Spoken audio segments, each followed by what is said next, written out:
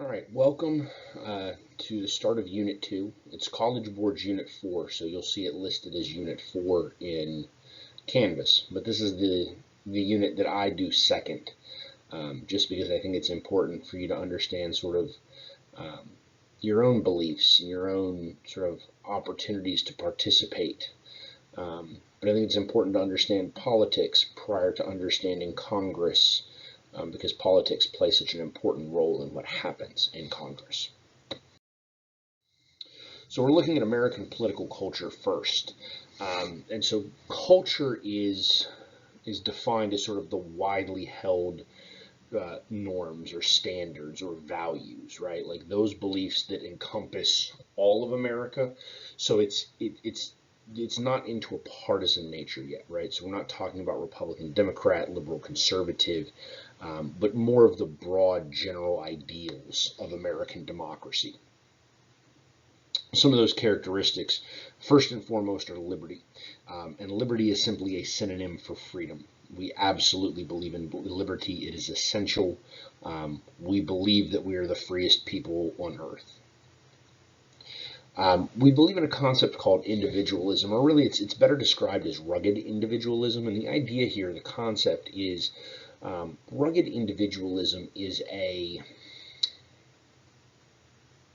how do I best describe this?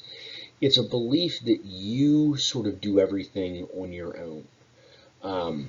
And so it's one of those things that we don't really abide by anymore, but we claim to believe it. And so one of the things that you'll sort of understand as we get through this lecture today is that there are aspects of our political culture that we hold so dear, and yet we fail to live up to our own standards. And so rugged individualism is certainly one of them. The concept comes from sort of a 19th century understanding of America and frontiersmen and people that ventured out into the wild on their own, and they did everything themselves. They built their own roads, they built their own homes, they dug their own wells.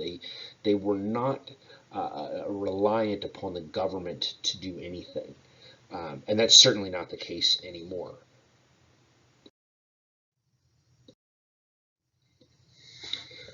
Equality. We believe in equality.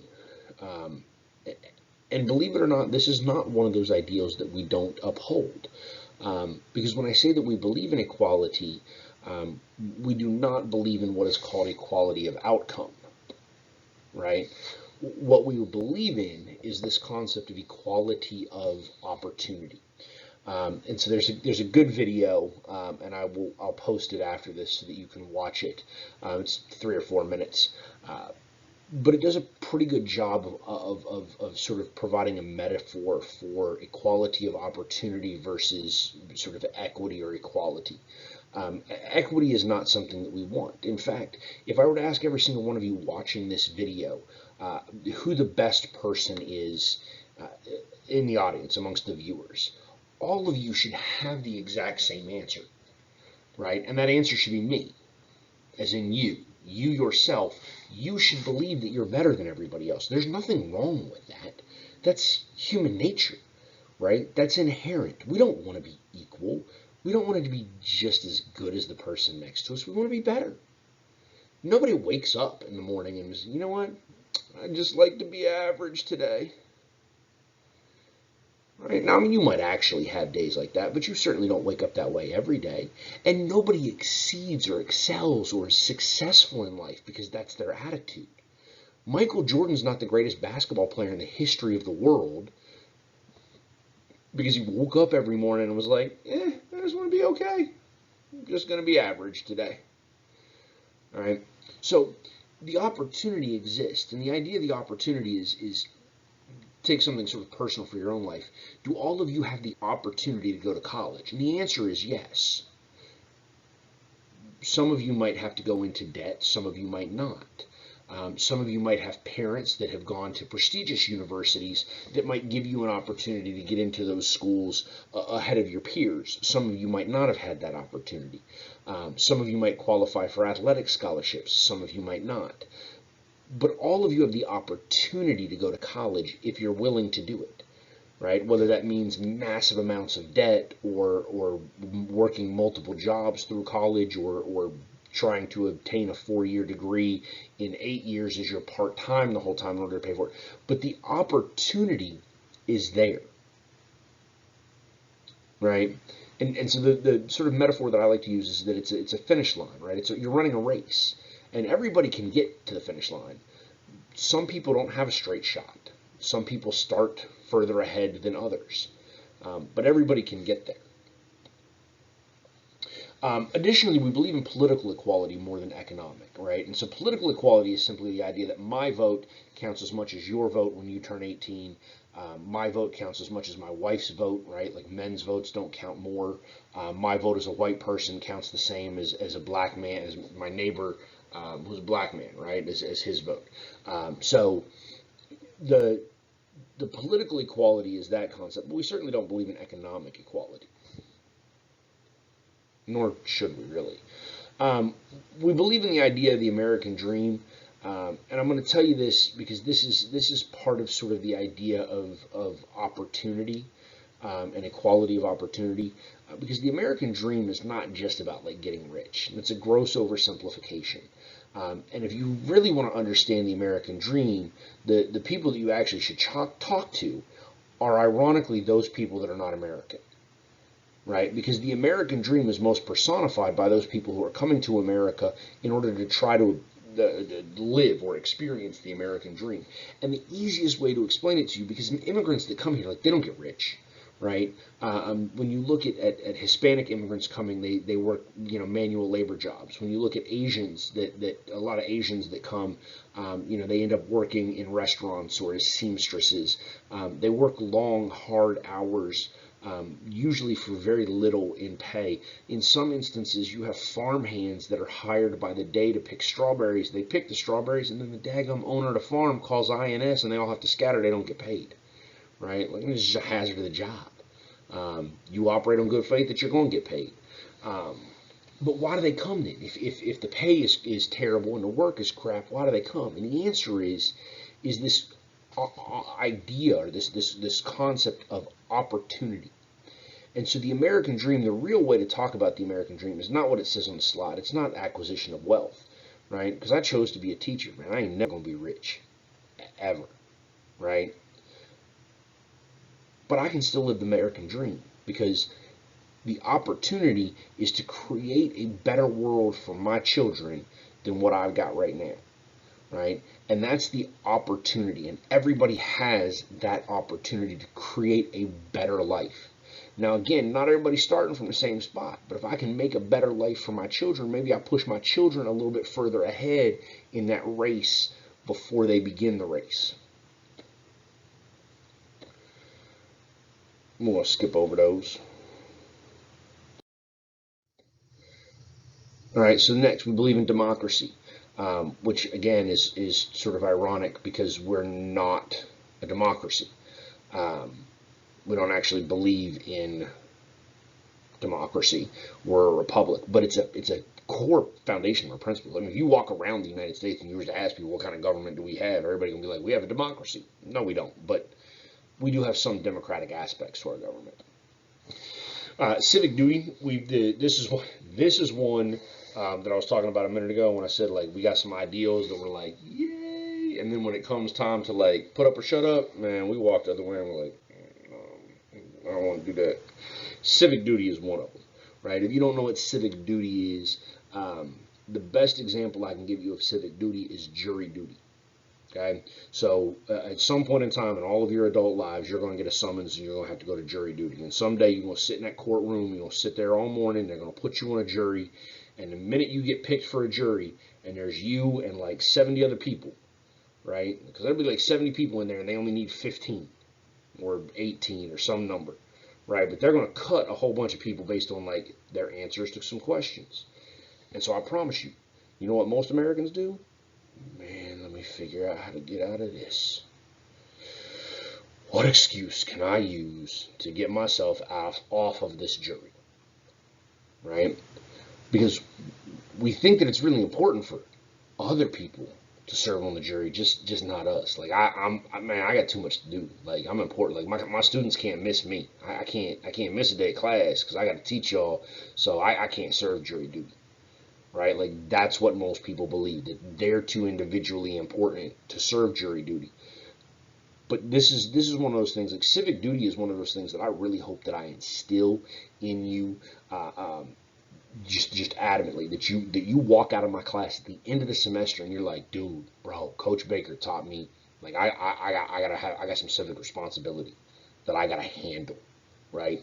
That is that when you get that jury duty summons, you go and serve jury duty. Because here's the thing, man, if you come up with your excuse, and I promise you, you're smart enough, you're gonna come up with an excuse. You're gonna be like, got it. When they ask me, I'm like, I'm a religious extremist, and the Lord said, "Thou shalt not judge." So um, I can't be on a jury because I can't judge. The Lord told me to, and that's my religion, and I have freedom of religion. So you're gonna have to let me go, and they'll let you go. And who's left on the jury? All the people that were too stupid to figure out an excuse. And now I ask you, if you are on trial for something that you did not do, would you want stupid people deciding your fate? Because I wouldn't. I certainly wouldn't want stupid people deciding my fate if I was innocent. Now, if I was guilty, that might be a different story, right? But civic duty, that's part of it. Another aspect of civic duty is voting, right? And I promise you guys, I'll tell you over and over and over again, I don't care if you're going to vote for my guy. You probably ain't never going to vote for my guy, right? My guy doesn't ever win because I don't vote for winners. I vote for good people. But you need to vote. And not only do you need to vote, you need to educate yourself, and you need to know why you're voting for who you're voting for, and making an educated vote. And if life gets busy, man, I understand that. And I'll be honest with you, there's some times that I go online and I basically go to like some people that I trust, that are political scientists, that that do this for a living, and I'll go through and see who they say they're voting for, right? And if there's a consensus amongst those 6 or 7 people that I trust, I probably vote the same way on some vote that's down ballot that doesn't necessarily matter. All right, but know about political affairs. We have a healthy mistrust of the government, right? That's actually a part of our ingrained political, like governmental ideology. Government cannot be trusted. Now, when I say healthy mistrust of the government, I'm not talking about them dudes wearing them tinfoil hats, right? Talking about the aliens in Roswell and the U.S. killed JFK, and no, not those people. Okay? When I say a healthy mistrust of the government, I mean that the government lies to you. Sometimes because they should, and sometimes because they shouldn't. But we're not just going to swallow whatever the government says. Okay? That's what I mean by a mistrust of the government. And it's increased over the last 50 or 60 years as a result of, in reality, a result of like the Cold War and the U.S. getting involved in all sorts of conflicts all over the place.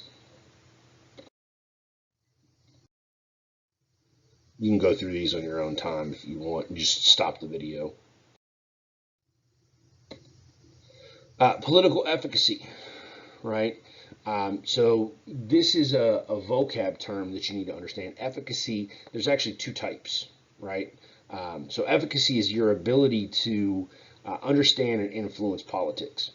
And so our efficacy, the internal efficacy, the ability to understand, is pretty stable. And most people actually feel like they have a pretty good understanding of politics. They understand the parties, what the parties stand for, like and not only do they think that, but also understand that it's self-identified, right? Like I could be like, oh, I have the highest political efficacy in America because I understand the most. Well, okay, whatever. You're defining this for yourself, right? And that's actually part of what efficacy is. So internal is your ability to understand, and most of us feel fairly confident on that one. External political efficacy is your ability to impact sort of government, right? Your ability to get government to be responsive to what you want. And that has steadily declined, and it's down around zero. And I hate to be the one to tell you this, but if you have high external political efficacy and you are not an elitist, meaning you're not like a millionaire, billionaire, I mean, you literally have to be Bill Gates or LeBron James or uh, Lin-Manuel Miranda. Like you have to be rich and or famous, and ideally both, right? Otherwise, you're probably not influencing government. Tolerance, just write that one down if you're taking notes, and then just forget it. Because we claim to believe in tolerance, we certainly do not, and we certainly have not for the last probably close to 20 years now. It's probably been for as long as you have been alive, right? Like you might have seen some of those signs that if you have liberal friends that they're like Trump, not my president, right? Well, guess what? People said that about Obama, and people said that about W. So that's not a new like knock on the president. But we're not tolerant. We're not, and we should be. We absolutely should be, and it's a shame that we're not. And then pragmatic. We tend to be pragmatic. We tend to be uh, realistic, basically, in what we can actually accomplish. Now, interestingly enough, the Democratic Party, and this is just my opinion, the Democratic Party is becoming less pragmatic. Um, and it's leading to some significant fractures in the Democratic Party. And when we talk about parties, we'll talk about this in more detail. But you may be living through um, sort of a massive political realignment. And you may actually be living through sort of the death of a political party, and then ultimately it will be reborn as a new political party. Um, but your Democrats that continue to get pushed out in front for national offices, guys like Biden or Hillary Clinton, for instance, they are pragmatic. Your Bernie Sanders, Elizabeth Warren, Alexandria Ocasio-Cortez sort of wing of the Democratic Party, they are not pragmatic. They're far more idealistic, in which case they sort of don't care about what's feasible. They care about what is idealistically accurate or correct in their mindset. Okay, so that'll take us to political socialization, right? So the what we just talked about are the broad sort of ideas that we have as Americans have. Now we're going to talk about how you get your ideas individually, right? So socialization, political socialization, is the process by which we obtain or acquire our individual political beliefs, right? So now we're moving from general ideals of American sort of politics and Americans' way of governing to more personal, partisan, or idealistic aspects, right? So now there's going to be disagreement about specific issues. So the different people that are the different, we'll call them agents, right? The different groups that can influence you. First and foremost is a family. It is by far the strongest influence that you're going to get.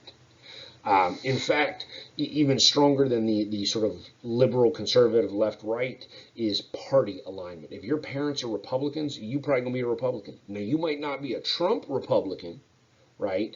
Um, or if your parents are Democrats, you might vote Democrat, but you might not be a Biden Democrat like your parents are, or maybe your parents are Bernie Democrats and you're a Biden Democrat. I don't know, but you're probably going to align with the party, even if you think the party is somewhat flawed and needs some fixing.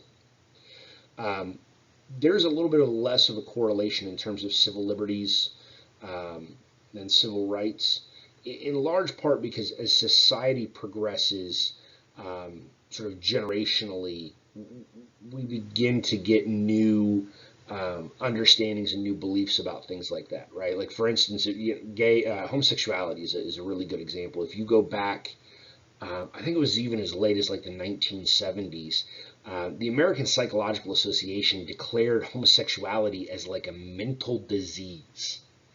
right? Like doctors in the 70s were like, oh, you're gay, you're crazy, right?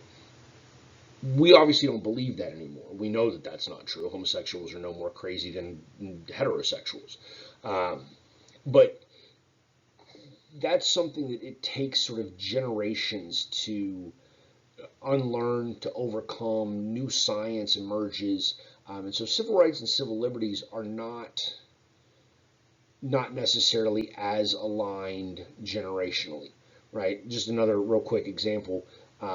And not trying to defend anything in the past. Like, obviously, declaring homosexuals to be crazy is wrong. You go back 200 years ago, and people believed that women were scientifically incapable of like logical thought. They thought that black people were scientifically less intelligent, right? And we know both of these today because we actually understand the brain a lot better. We know both of these are not true. But those were wide held, like they were actually like scientific beliefs of the time. So the civil rights, civil liberties concept shifts and changes generationally, so it's not as aligned to the parent as just party, for instance. Mom and dad are fairly equal, unless your parents are of two different sort of ideals, and then you'll align with whichever parent you feel closest to, right? And that's what that is. Right? School can have an impact. Now, as far as high school goes, um, there's a lot of studies that actually show that high schools really don't indoctrinate you so much. In fact, every year, every time I do this lecture, I tell kids, if we get to the end of this class and you can't figure out if I'm a Republican or a Democrat, if I'm liberal or conservative, then I've done my job well, right?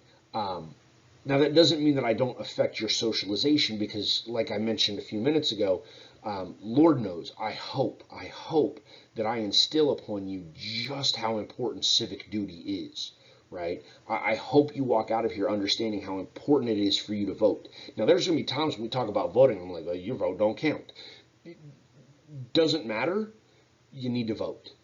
And so I hope like civic duty, things like that, those sorts of concepts should be impacted and should help your socialization through school, ideally, uh, but not your left right. Now, college, is that the next one? Oh, so there's high school. Yeah, so there's high school. So college. College, on the other hand, is different. College is a liberalizing experience. Okay? Now, when I say that, I don't mean that if you're like MAGA 2020, right, and you're out there running around with the Trump flag as a senior in high school and you're about to go off to college, I don't mean that you're going to graduate from college 4 years later and come out waving the rainbow flag. Okay, that's not what we're talking about. But when I say it's a liberalizing experience, I mean college slides everyone to the left, right? Everyone. Now, inevitably, there's always like one like football player in the class. It's like, not me, man. That ain't gonna slide me left. It does. I mean, maybe that much, but it will. It'll slide you left. And here's the thing: college exposes you to a broader experience, right? You'll meet people that are not like you, that haven't lived the same life that you have, right? And there's nothing wrong with where you live, but all of us in this little area, we live in this little bubble, and this is our world, right? If you've lived here all your life, you don't know what it's like to live in a ghetto because there really aren't ghettos in Richmond, Rosenberg. Like, there are no ghettos in Lamar. Um, your economic upbringing is different. I mean, we don't live in an urban area. We live in a suburban area, so you don't know what it's like to be packed into to sort of crammed tenement type housing. Um, As you go to college, you'll meet people that have a wide variety of experience, a wide variety of upbringings, and the more you're exposed to in terms of ideology, the more liberal you're going to become, because you're going to realize that not everybody is like you, right? And then as you realize not everybody is like you, but you actually like the person, you'll be like, man, maybe I need to take what they think into account. Right, and that's a liberalizing experience, because in the conservative idea is essentially like, man, it's good how it is. Like, I don't need it to, like, I'm happy where I'm at. And there's nothing wrong with that ideal, but college, and the more you open yourself up to, the more likely you are to slide left. And the more you open yourself up to, the further you'll slide. And so some of that has to do with the university that you go to. So if you go to UT, for instance, you won't go farther left than if you go to I don't know, Liberty University in Virginia, right? Which is a private religious school that was started by Jerry Falwell, who was a Southern Baptist minister. I don't know what religion. He was Southern minister. I don't know what religion, right? But it's a very religious school. Like, religious schools are not going to slide you as far left as UT Austin would. West Point's probably not going to slide you as far left. Might slide you a little bit further left than Liberty, because you're going to get, again, a broad sort of perspective. All right. This is what I was sort of getting at, right? The type of school can differ. Generally, the more prestigious the school, the more liberal. That's not always the case, but it tends to be. And then what you study in college can affect it as well, right? So if you study, like, take me for instance, I double majored in English and history. And I think I've probably even mentioned to you in this class at this point, one of the reasons I love what I do and I love this class is because there are no right answers. There really aren't. There are wrong answers. And there's things that we've tried and they've failed. They're definitively wrong. But there aren't always right answers, because it's politics and it's opinion and it's belief. And there's a lot of things that can't be factually proven because they're theoretical. And so your theory is just as sound as somebody else's theory until it's put into practice, and then we know, right? And that's why I said there's definitively wrong answers, but we've got no definitively right answers. The sciences, the maths, on the other hand, those have definitively correct answers. So there's less opportunity for discourse, less opportunity for debate. I mean, you can't debate in math whether 2 + 2 = 4. It does. Right? But in history class, you can debate whether or not Harry Truman was right to drop the bomb on Nagasaki in 45. Right? You can debate in a government class, or talking about civil rights and civil liberties, you can debate whether or not black people are better off today than they were in 1872. Right? Like, those are debatable issues. Okay? In literature, sort of the same way, right? Like, if you read, and I don't care what the book is that you read, but you read a book, you're reading that book colored through your own life experiences, and so you're going to see things that other people don't. What is it? Not All Quiet on the Red Badge of Courage, right? Red Badge of Courage is a Civil War novel, right? Written by a guy that served, and so it was considered one of, like, the classics of literature. I read it. I can't stand it because the dude doesn't understand war, right? Like, he wasn't on the front lines, right? But I'm colored by my own perspective, by my own history, by my own experiences, and so you can have a disagreement as to the validity or the value of that literature, or whether or not a president made the correct decision at a given time. And those varying opinions are part of what liberalizes that, or opens you up to broader experiences.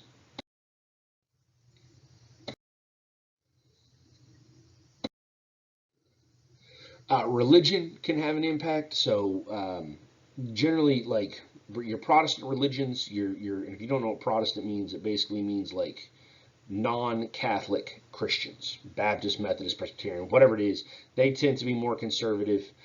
Evangelicals, even more so, especially on sort of social issues or moral issues.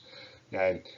Catholics are actually traditionally liberal, despite the fact that Catholics are adamantly anti-abortion.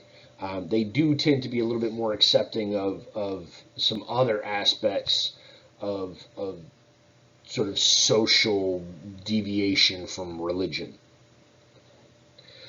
Jews tend to be very liberal. Race, whites are more conservative. And again, I need you to understand as I go through this, we're like, this is like spray painting a house, man. I'm not in there with like a detailed paintbrush like hitting you personally. Okay, so if you're black and you consider yourself conservative, or you're white and you consider yourself liberal, and I'm like, whites are conservative, right? Blacks are liberal. Don't be like, oh, Coach Baker's an idiot and don't know what he's talking about.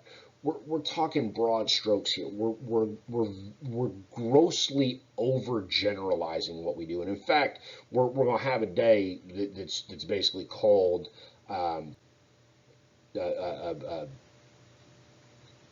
uh, uh, I call it stereotyping day. I'm losing my mind there for a minute. Stereotyping day, right? Where I'm going to show you somebody and tell you a very little bit about them, and then you're going to be like, oh, that's a Republican, right? Or that's a Democrat, based off of this stuff, because that's all we're doing is we're sort of generalizing here, right? So again, blacks tend to be more liberal. Now, blacks are actually also one of the more or one of the strongest voting blocs historically. Black people tend to always vote Democrat. Hispanics tend to be more liberal, with one very significant exception, and that's Cubans. Cubans are staunchly conservative, all right? And some of you might be thinking in your mind, you already know why. Cuba, the Cubans that are in the United States are generally political refugees. And they are refugees from communist Cuba. They fled a communist regime, and communism is it's faulty. It fails every time it's been tried. And these people tend to see, these Cubans tend to see the Democratic Party as being sort of communist light. And I mean, that probably shouldn't surprise you at this point when you have a major candidate for the Democratic presidential nomination running around talking about, well, I'm a Democratic socialist. Like, he's calling himself a socialist. Asians do tend to be more conservative. Now, again, in some Asian nations, Korea, Vietnam, for instance, a lot of the ones that were here, we're overgeneralizing. A lot of the ones that are here, again, fleeing communism. So that has a significant impact. Income, generally, the wealthier you are, the more conservative you are. The poorer you are, the more liberal you are. That's actually beginning to shift. And so we'll talk at some point about sort of realignment and critical elections. But we're getting to a point where income is not as clear cut as what it used to be. And additionally, education will play into that as well. But education and income are generally tied very closely together. The higher your education level, generally, the higher your income. Now, you could end up being like me, where you have like multiple degrees and like a master's and a master's plus, and you still get paid like a teacher because you just love what you do. Opinion leaders. Opinion leaders can be clergy, they can be celebrities, they can be Tucker Carlson or Ben Shapiro if you listen to those guys.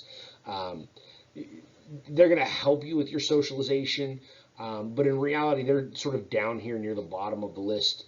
And I think media is the next one. Yeah, media is the next one. It's down here as well because in reality, by the time you get to opinion leaders and media, I don't know that they were really affecting your socialization so much as they're just reiterating what you already believe, right?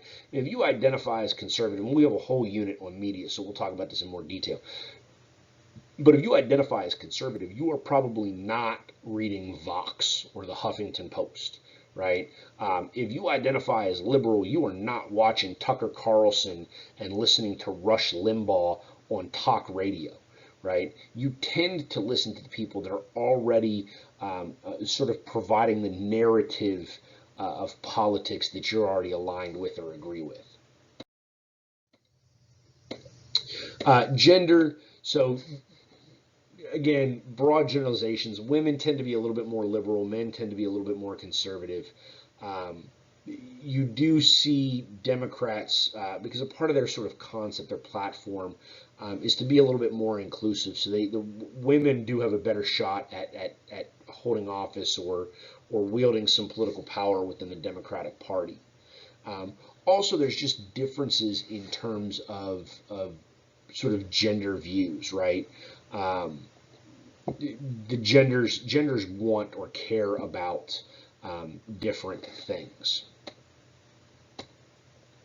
And then there's cross pressure, and all that really means is that there's all of these things that we just went through, right? I mean, if you're a black man, for instance, well, black says liberal, man says conservative. What are we doing, right? Cross pressure just means nobody. I've never met anybody in my life that just so easily encompasses all things liberal or all things conservative, or even if they have a sort of skewed, or I don't want to say skewed, if they're a socialist, for instance, um, you generally find that if you talk to them about enough things, they're not all socialist. They're going to fall outside of that ideology at least once or twice on some issue.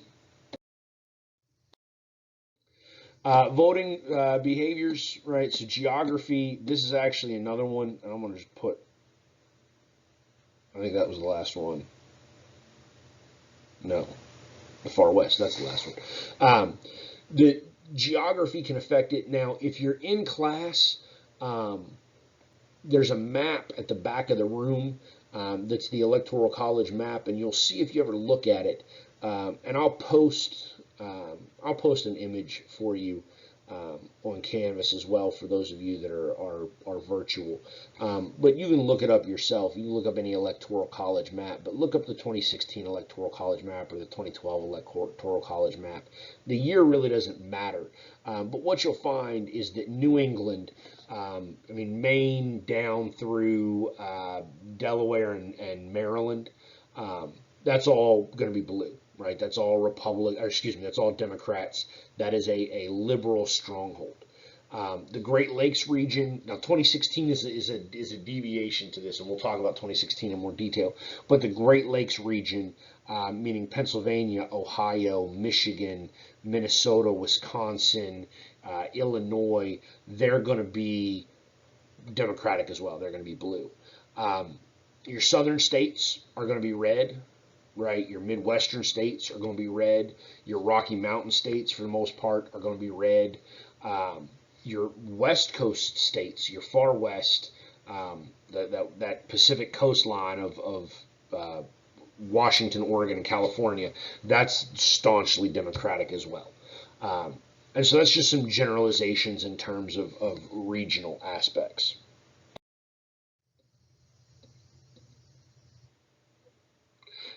So your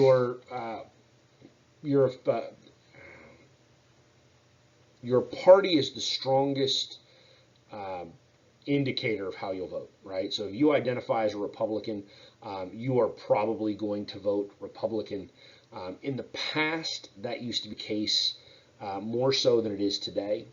So in the past, you used to be very adamant about voting for the party. You were voting for the party, not for the person. Straight ticket voting was very common.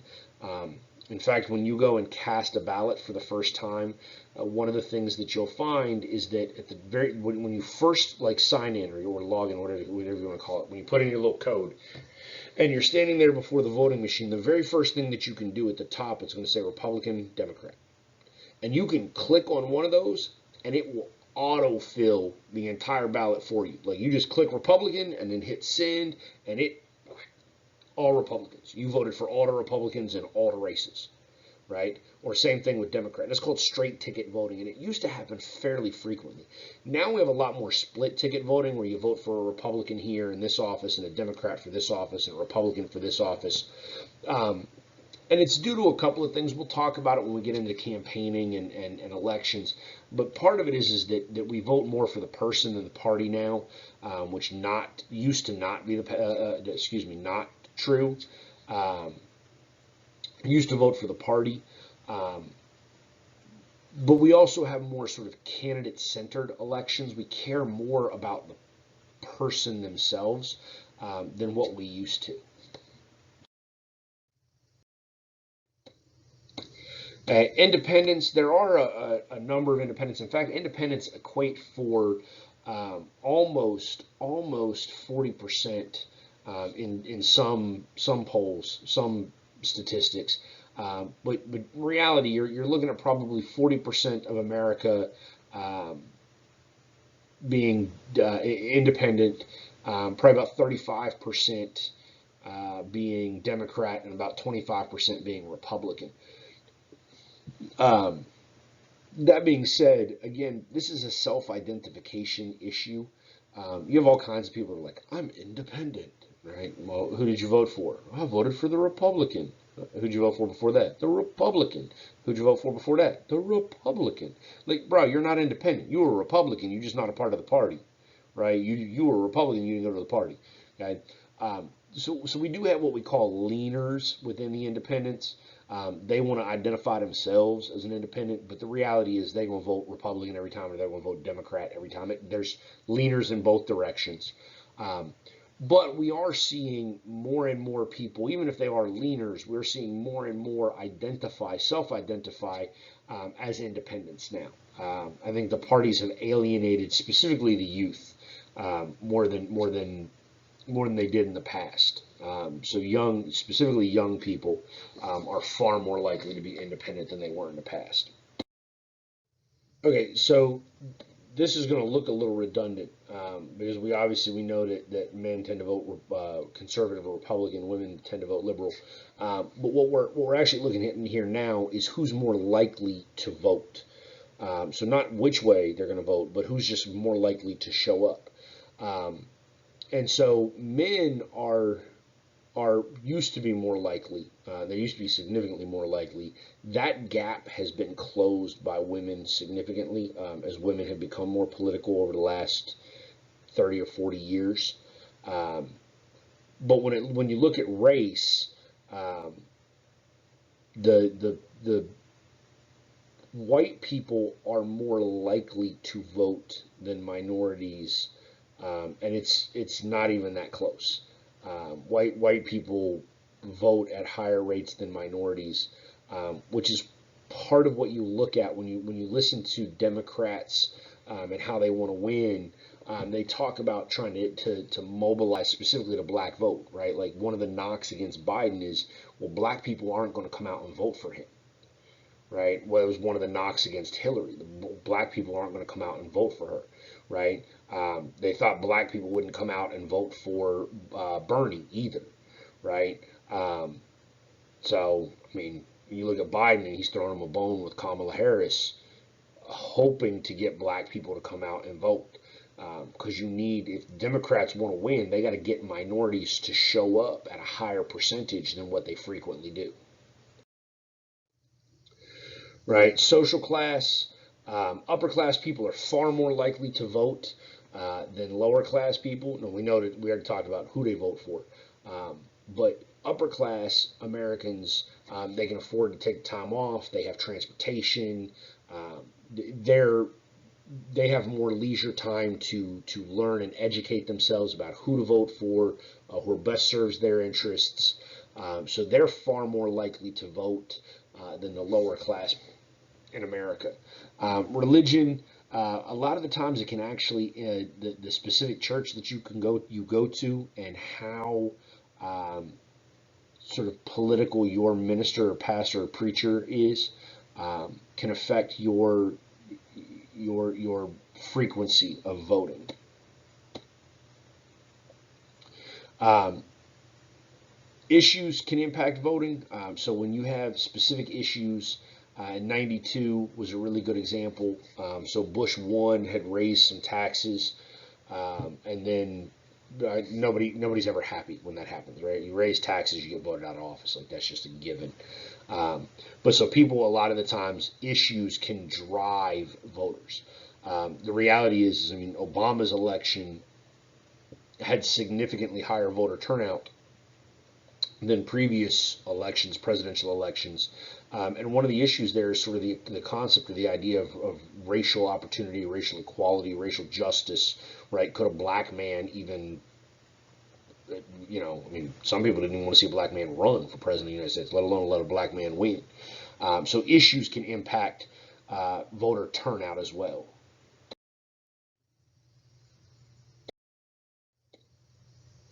Right? How people vote. So there's retrospective voting and there's prospective voting. Retrospect is looking back. That's what retrospective is. So uh, Reagan in 1984 was a really good example of this. So Reagan is first elected as president in 1980. And basically Reagan in '84, Reagan didn't even really need to run for re-election. All that dude did is run around and be like, "You better off today than you was 4 years ago." The answer was definitively yes. I mean, the answer was yes for everybody. Like the '80s were a good time. Like people was making money. Um, I mean, even minorities, we weren't fully into the war on drugs yet, so we hadn't really started massively locking up minorities. Um, but I mean, Reagan's reelection in 1984, he got 528 maybe electoral college votes. Literally, he won 49 out of the 50 states. Like that's unreal. That's unheard of. Prospective voting is looking at how they think things will happen, and it's a little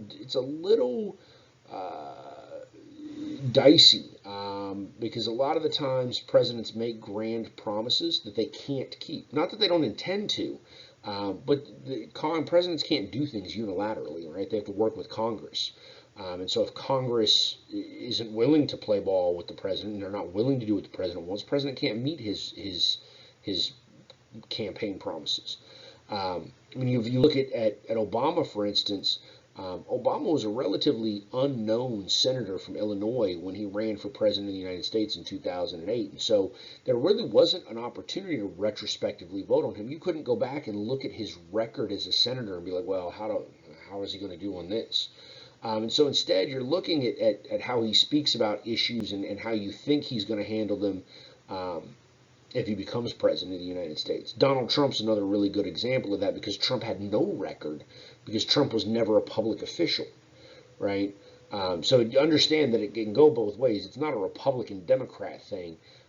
It's just a matter of our, is it Joe Biden where he's been in office for 47 years? The man's been in politics for longer than I've been alive. We know how he's going to vote on things because he's done it in the past, right? Or at least we can be relatively certain, right? Now, obviously, he's like, he says he's not going to lock black people up at historic rates like he did in the 90s, but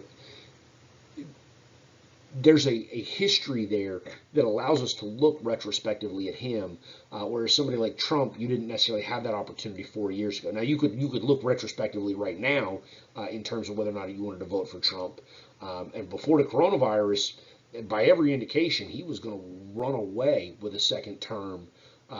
Basically, just saying the exact same thing that Reagan said in '84. Are you better off today than you were 4 years ago? Because the answer would be yes, right? The economy had turned around, people were doing well, people had jobs. Um, so that's the retrospective versus prospective. Candidate appeal can affect who we vote for. In fact, in some instances, uh, people go and vote for the person that they like the best, regardless of whether or not they think they can run the country well. One of the things people kept saying about Obama is everybody's like, oh, I'd love to have a beer with Obama, right? I mean, I'll be honest with you, I'd probably love to have a beer with Obama too. The dude's a big college basketball fan. I went to the University of North Carolina. I'm a huge college basketball fan. I promise you, like our politics do not agree on all sorts of issues, right? We agree on some, we disagree on some. That's fine, but I could sit there and have a beer with the man and watch a college basketball game. We ain't got to talk politics, and we could probably get along just fine, right? I personally, I don't understand that concept of candidate appeal. I don't need to like you for you to be able to run the country, right? There's actually some people I don't like that I would still vote for because they get the job done. Political ideologies. So we'll go through this relatively briefly, but this is the last little bit of our PowerPoint here. The idea of American sort of beliefs. Um, so liberalism is the first ideology that we'll talk about, um, and I need you to understand that liberalism really has two meanings. Okay, so liberalism, when you look at the classical sense of liberalism, and you look at liberals 200 years ago, these were people that believed in liberty. They believed in freedom. They believed in a limited role of the government. They actually believed that the government was the cause of all of life's problems. That is not true of liberals anymore today. We talked in an earlier PowerPoint, we talked about how FDR is a massive shift in American political history. And FDR sort of recoins the term liberal. And the term liberal, the meaning of it drastically changes, right? Because New Deal liberalism is now the government going to solve all your problems, right? Now, instead of government being the cause of all your problems, government is the solution to all your problems that were caused by private corporations. Okay, so these people now want a strong national government that's going to smooth out the rough edges, make life better for them, sort of clear a path. Okay, um, they think that government has a responsibility um, to the people to sort of intervene in almost every aspect when there's some perceived slight. So the 30s to the 70s saw a really strong liberal influence in America. Um, the obviously the rise of FDR and the rise of the New Deal up until the 70s, and we talked about this with the federalism concept, right? That the 70s and the 80s are then that sort of shift. Um, that liberalism is the standard for almost 50 years in the United States. Um, it's since been discredited, and the conservative sort of revival has tried to take the teeth out of liberalism at least a little bit. Okay, neoliberals. I don't really care about the neo-liberal or neo-conservative.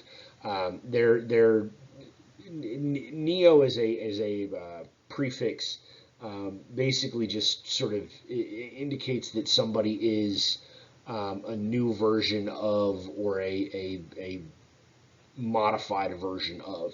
Neoliberalism, they supposedly don't want governmental solutions, but they do.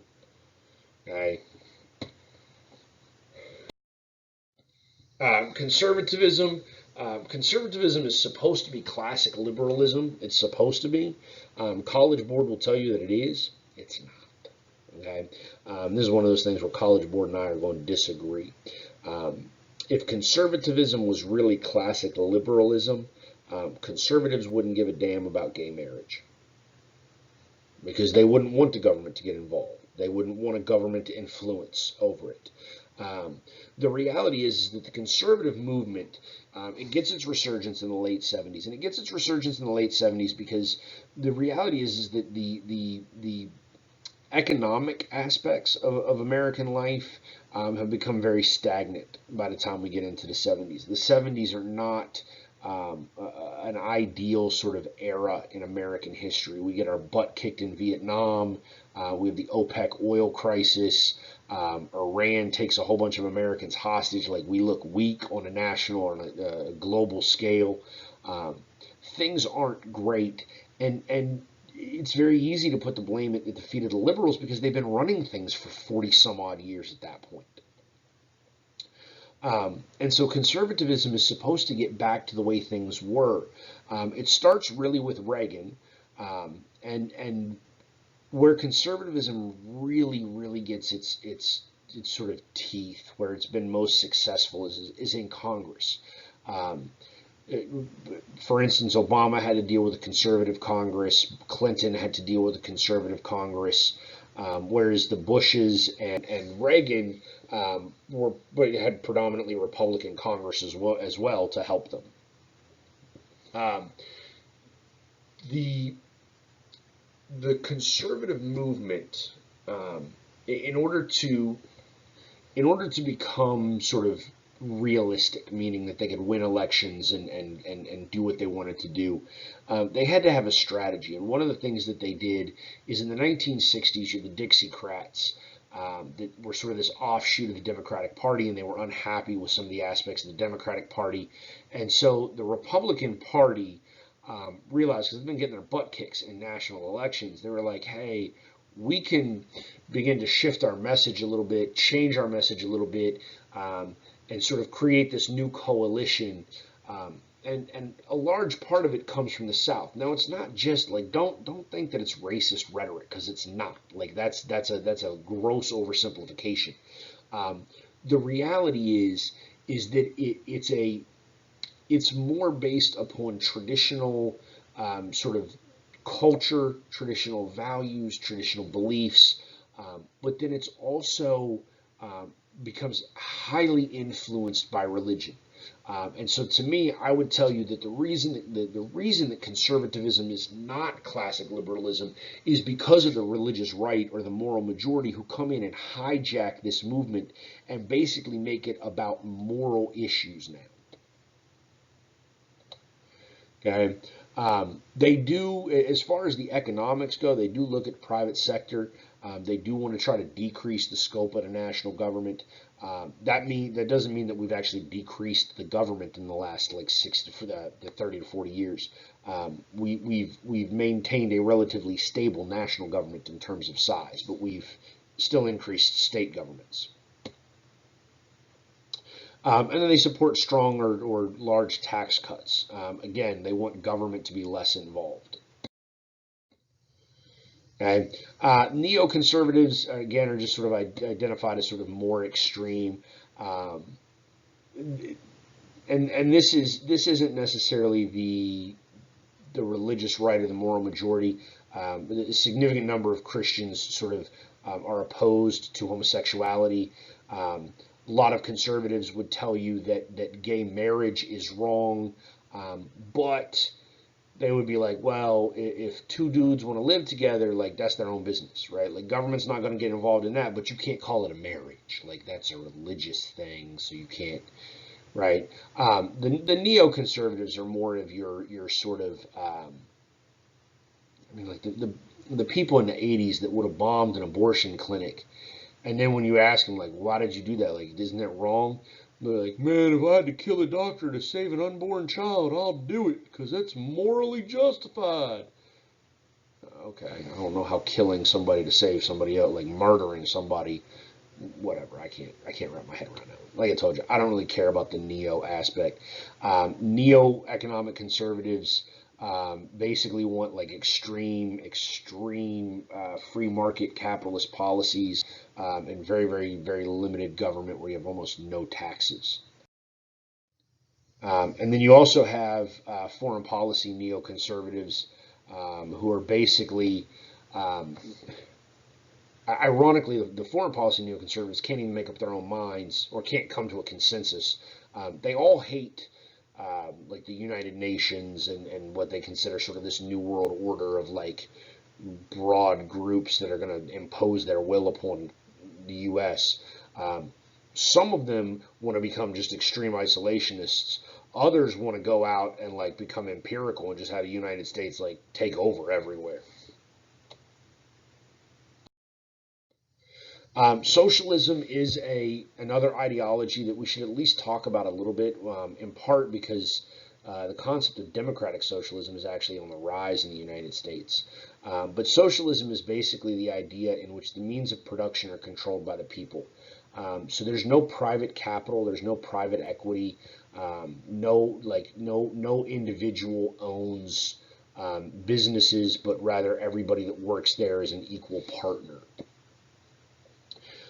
Generally, the impact is, or the model for socialism are Scandinavian countries, which are democratically socialist and successful countries, but they're not really. It's comparing Sweden or let's actually go with Finland. Like comparing Finland to the United States is like comparing apples to automobiles. Um, the U.S. for the most part rejects socialism, and they reject it for a number of reasons, but a large part of it is because of the Cold War and communism. Socialism as an ideology, it's really more of an economic ideology, and the only way to achieve it as an ideology is to essentially implement communism, which is more of a political ideology. But people don't always understand that distinction. And then the last thing that we'll talk about, and this is another sort of ideology, is libertarianism. And libertarianism is this sort of emphasis, extreme emphasis on individual liberties. On some level, libertarians are classic liberals, that sort of classic liberalism sense we talked about a minute ago.